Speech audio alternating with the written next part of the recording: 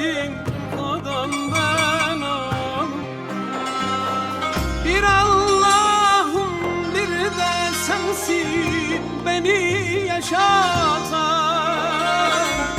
Sana gelen bana gelsin kadan ben ağım.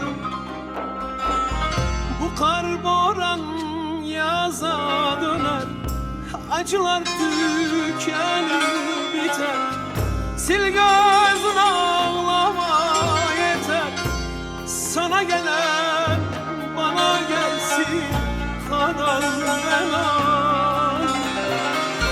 Sil gözün ağlama yeter. Sana gelen bana gelsin kadan ben ağım.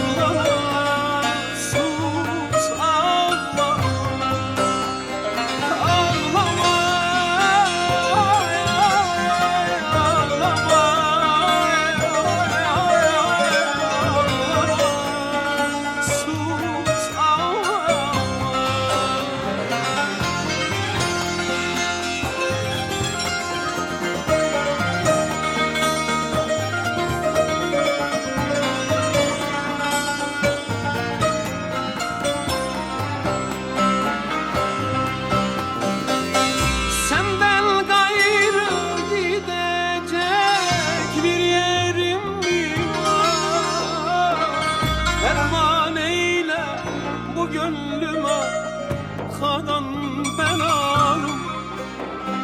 Bir Allah'ım bir de sensin, başka kimim var? Sana gelen bana gelsin kadan ben ağım. Bu kar boran yaza döner, acılar tükenir biter. Sil gözün ağlama yeter. Sana gelen bana gelsin kadan ben ağım. Sil gözün ağlama yeter. Sana gelen